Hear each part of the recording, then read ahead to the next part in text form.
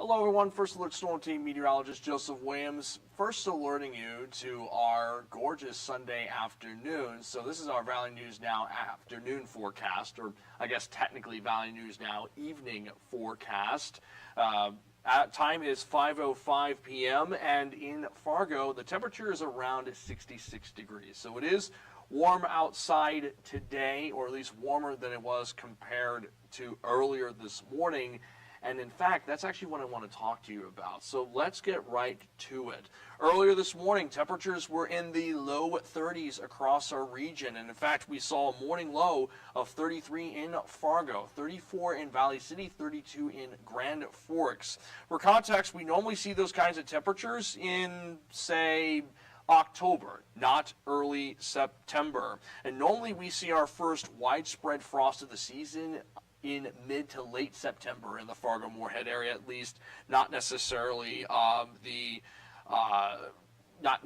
early September, excuse me. So it was very cold indeed this morning.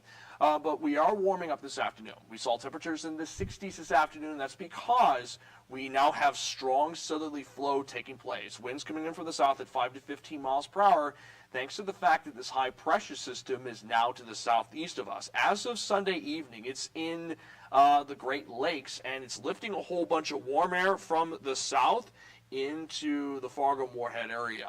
But we're still under what's called a trough, which is a dip in the jet stream. So it's kind of like a battle of two air masses, right? On the one hand, you got southerly flow trying to lift warm air into our region, but a chunk of the jet stream is trying to keep cool air down into a region, which is why temperatures are only in the 60s. Temperatures normally seen in October, not necessarily early September. But things will change though. Not only do we have some warm air out west, but we also have this low pressure system that will bring some cloud cover into our region overnight into Monday afternoon and evening. And then we may see a couple of isolated showers from that low pressure system too, and I'll go over that in just a second. But back to that trough ridge situation that I talked about. I mentioned the trough.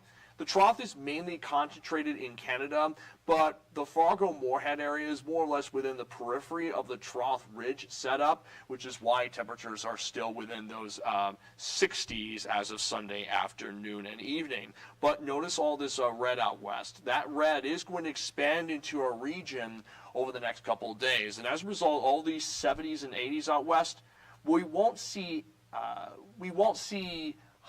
80s, but we may see a couple of 80s later this week as all this heat out west moves back into North Dakota and Minnesota. So we are going to warm up from the 60s today to the upper 70s Monday and Tuesday, and maybe even seeing a couple of low 80 readings as we head into the rest of the work week. Now I want to first alert you to the fact that Monday morning will be chilly. Morning lows will be in the 40s across most areas, maybe seeing a couple of low 50s in the southern areas, like 51 in Wahpeton, 50 in Fargo. Granted, that's way better than it was earlier this morning, but it still means you'll want the sweatshirts for the morning commute. By the afternoon hours, though, you'll be able to put that sweatshirt away because temperatures will be back in the 70s. Finally, after seeing 60s over the past few days, we'll basically be back to normal for our highs, being in the upper 70s in Fargo and Wahpeton versus low 70s in Roseau and Langdon. And notice that much of Minnesota and North Dakota will see similar temperatures, not just our neck of the woods. So Monday afternoon looking gorgeous indeed. And we'll stay within those 70s for Tuesday afternoon, Wednesday afternoon, Thursday afternoon, and Friday afternoon. And in fact, we could see enough southerly flow to force some areas back into the low 80s. Or put it into exact numbers, in Fargo at least, temperatures will be around 79 on Tuesday and Wednesday. Then Thursday and Friday, that'll be our first real chance of seeing a low 80-degree reading, where we might see temperatures of around 81 for both Thursday and Friday. Then we cool back down to 78 for Saturday. In Grand Forks, it's basically the same deal. 80 on Tuesday, 82 on Wednesday, 79 on Thursday, and then low 80s for Friday and Saturday. So Grand Forks has at least a couple more opportunities for seeing some low 80s. But the point is, the middle of this week heading into the weekend, that'll be our best opportunity for seeing temperatures in the low 80s. So I want to first alert you to that we are tracking the potential for low 80s towards the middle and end of this week. In other words, seeing that summertime warm-up taking place. So what about rain chances? That is one of the other stories I want to first alert you to. We are first tracking the potential for a few thunder showers in the southern areas of our region Monday night into Tuesday morning.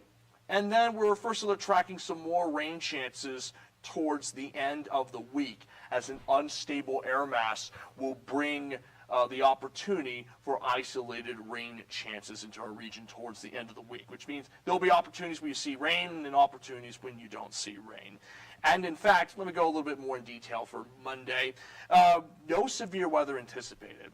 But I bring up this graphic because there is this small chance of seeing generic thunder showers in southeast North Dakota, the Southern Valley, and much of west central Minnesota. That means, again, no severe weather anticipated. I want to emphasize that.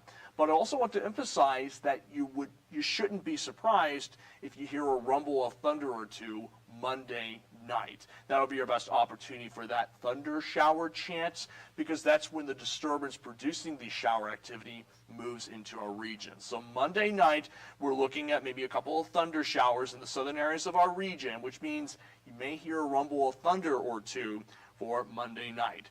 Here's what our first alert forecast shows to show you what I mean. Basically, clouds build in after midnight, so that by Monday morning, we're looking at a partly to mostly cloudy sky across the region, so expect filtered sunshine for your Monday morning commute. Monday afternoon, we're still looking at a mostly cloudy sky. Notice that we may see a couple of spotty showers popping up in the southern areas Monday evening, and that comes as that low pressure system from out west moves into our region during that period of time.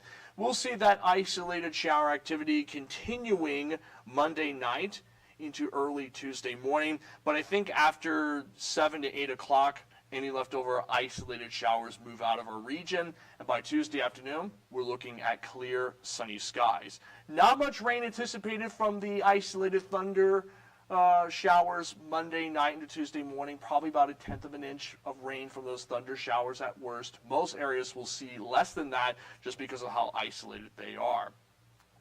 Then as we head into the rest of the work week, again, clear skies for Tuesday afternoon and Wednesday afternoon, but notice that as we head into Thursday night and Friday night, we could see a few isolated thunder showers moving into our region, and then we'll see some more thunder shower chances for Saturday and possibly for Sunday too, even though this model at least wants most of the rain to stay west of our region for Sunday afternoon and evening. So again, there's a small chance of seeing some isolated thunder showers between Thursday and the upcoming weekend, but it all depends on which model you end up looking at. There is some model variance with it. Both models do suggest that some areas will see about 1/4 inch of rain depending on where the thunder showers end up moving through, but notice that the European model has less rain compared to the American model on the right, and that's because the American model is a little more aggressive with that shower activity towards the end of the week. What this basically means is you'll want the VNL First Alert weather app on standby as we first alert track those thunder shower chances towards the end of the week. But that's just something I want to first alert you to, just give you that first alert heads up that there may be a couple opportunities of rain Monday night into Tuesday morning and then Thursday into the weekend. So let's recap everything basically. Again, we are first alert tracking a couple rain chances Monday night into Tuesday morning, and then Thursday into the weekend, we could see a few more isolated shower and thunder shower opportunities. So keep the VNL First Alert weather app on standby just as we first alert track those shower chances. But on the bright side, we are also first alert tracking that late summer warm-up as we'll be back in the upper 70s for this work week, maybe even seeing a couple of low 80s between Wednesday and the weekend. So we're going to be feeling like summertime this work week. A nice break from all the cold weather that we've been seeing these past couple of days. So go enjoy the summertime weather while you can. Now, I'll be on Valley News Live at 9 and 10, so be sure to tune in to watch those shows too, as I will give updates to those first alert forecasts And I'll also be giving regular updates on the Valley News Live First Alert Weather app. So again, keep the VNL First Alert Weather app handy as I will be giving those updates. In the meantime, I'm going to let you go. Go enjoy the nice Sunday weather if you can. Be safe out there.